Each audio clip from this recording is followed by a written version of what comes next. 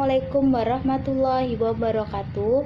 Perkenalkan, di sini saya Febi Apriani dengan NPM 2019080262 dengan mata kuliah Studi Kasus Anak dan Remaja, dosen pengampu Eka Putri Ramadhani, MGizi.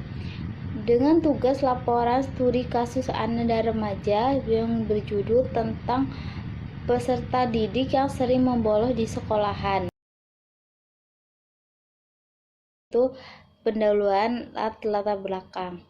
Peserta didik memandang sekolah sebagai lembaga yang dapat mewujudkan cita-cita, sementara orang tua menaruh harapan kepada sekolah untuk mendapat pendidikan agar anak menjadi seorang yang pintar, terampil, mematuhi peraturan sekolah, dan berakhlak mulia. Kita ketahui bahwa subjek dan objek pendidikan adalah manusia, peserta didik. Oleh sebab itu, peserta didik merupakan sarana yang terlibat langsung dalam pendidikan melalui proses pembelajaran, sehingga melalui proses pembelajaran diharapkan peserta didik mampu mengenal dan mengembangkan potensi yang ada dalam dirinya. Selanjutnya ada pengertian membolos. Jadi membolos adalah meninggalkan sekolah disengaja oleh peserta didik tanpa mengetahui dan mempersetujukan orang tua. Membolos merupakan perilaku yang melanggar norma-norma sosial sebagai akibat dari proses pengondisian lingkungan yang buruk. Dengan mendapat di atas, perilaku membolos secara umum dapat diartikan perilaku siswa yang tidak masuk sekolah dengan alasan yang tidak tepat atau ketika kehadiran siswa tanpa alasan yang jelas. Baik, selanjutnya ada tujuan identitas kasus membolos. Ada 4. Yang pertama, untuk mengetahui mengapa peserta didik sering bolos. Yang kedua, datang ke rumah orang tuanya guna mengetahui latar belakang keluarganya, informasi kondisi lingkungan rumah, bagaimana pola asuh orang tua dan sikap kepada orang tua. Yang ketiga, tanya teman dekatnya di sekolah guna mengetahui respon belajar, hubungan sosial dan temannya. Yang keempat, guru bimbingan konseling, guru BK di sekolah, yaitu sebagai tempat untuk peserta didik berbagi cerita dan permasalahannya, serta yang banyak mengetahui tentang perkembangan peserta didik, baik perkembangan dalam hal pribadi, belajar, maupun sosialnya di sekolah. Selanjutnya ada sasaran studi kasus membolos. Home visiting atau kunjungan rumah adalah untuk memahami individu peserta didik mengapa sering membolos dan suatu teknik bimbingan di mana konselor atau guru mengadakan kunjungan ke rumah orang tua murid dengan tujuan untuk lebih mengenal dan memahami lingkungan hidup murid dalam keluarga dan keterangan-keterangan lainnya tentang murid. Yang selanjutnya adalah metode dan alat pengumpulan data. Jadi ada 3. Yang pertama, panduan wawancara. Yang kedua, pedoman observasi. Yang ketiga, dokumentasi. Selanjutnya, bab 2,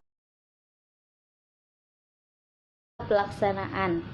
Jadi, analisis adalah pemecahan masalah dengan menggunakan cara-cara tertentu untuk mendapatkan pengetahuan keadaan atau kejadian suatu objek.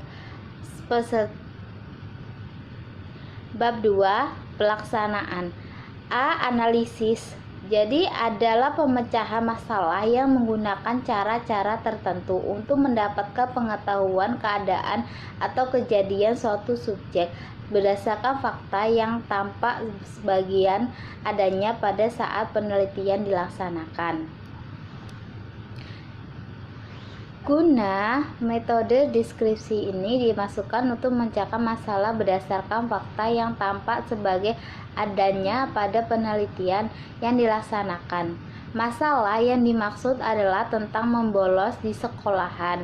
Sedangkan bentuk penelitian ini adalah studi kasus dan adalah Penelitian yang memusatkan perhatian pada suatu kasus secara intensif dan detail. Subjek yang diselidiki terdiri dari satu unit satu yang dipandang sebagai kasus, dan subjek kasus dalam penelitian ini adalah peserta didik yang sering membolos.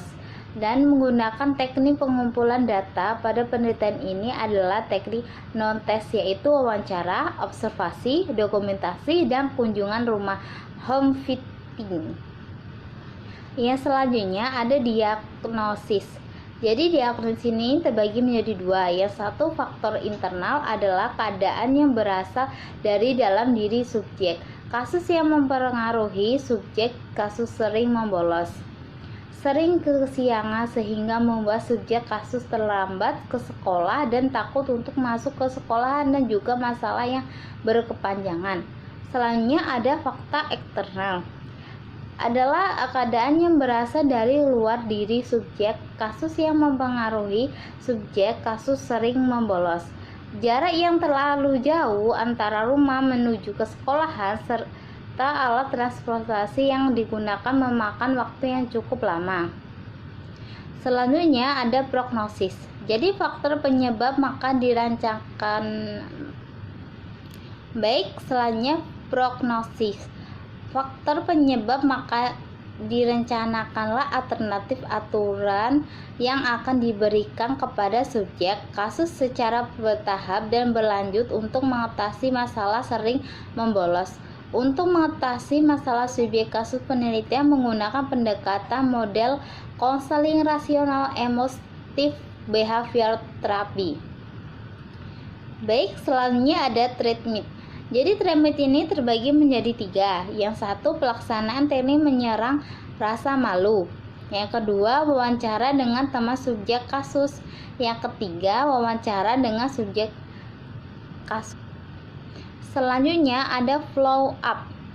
Jadi follow up ini terbagi menjadi tiga. Yang pertama, ada peserta didik akan tetap mempertahankan, memperubahkan yang sudah ada, dan sekedepannya subjek kasus akan tetap rajin ke sekolah walaupun terlambat, akan tetapi masuk sekolah dan akan selalu ditingkatkan. Yang kedua, bekerja sama dengan wali kelas guna memonitori perkembangan dan perubahan pada diri subjek kasus agar tetap bertahan dan konsisten dalam perubahan, serta memberikan kesempatan kepada subjek kasus untuk mengeksplorasi kemampuan dan bakat yang ia miliki. Yang ketiga, ada bekerja sama dengan orang tua, agar orang tua tetap membantu memonitori anaknya dalam perubahan dan perkembangan ke arah yang lebih baik. Dengan memberikan pujian dan hadiah pada dirinya, anaknya, supaya perubahannya tetap bertahan dan selalu senantiasa memberikan dukungan dalam berbagai hal yang dapat menunjukkan perkembangan anaknya. Yang ketiga ada bab penutup, yaitu berisi kesimpulan. Jadi kesimpulannya, peserta didik yang sering membolos yang dialami oleh subjek kasus adalah dalam seminggu 3 kali berturut-turut tidak masuk terlambat 15 menit setelah jam masuk sekolah, sudah mengalami proses bimbingan sebagai 2 kali, sudah mengalami pemanggilan orang tua. Yang kedua, ada faktor yang menjadi penyebab, yaitu ada faktor internal dan faktor eksternal. Yang ketiga, bantuan yang diberikan kepada subjek kasus yang mengalami masalah sering membolos dengan menganalisis menggunakan 6 langkah, yaitu identifikasi, diagnosis, prognosis, transmit, evaluasi, dan tindak lanjut. Yang keempat, hasil penelitian subjek kasus telah diberikan bantuan.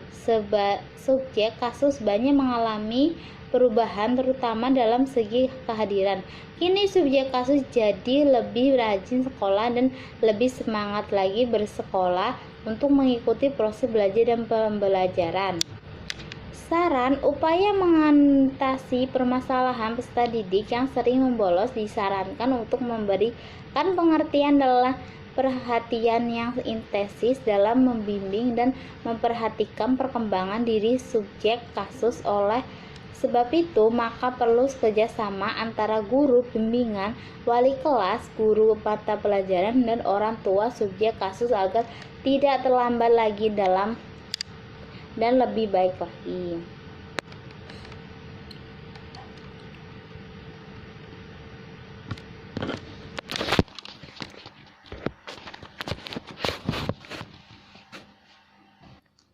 Sekian pemaparan pemateri saya akhiri. Wassalamualaikum warahmatullahi wabarakatuh.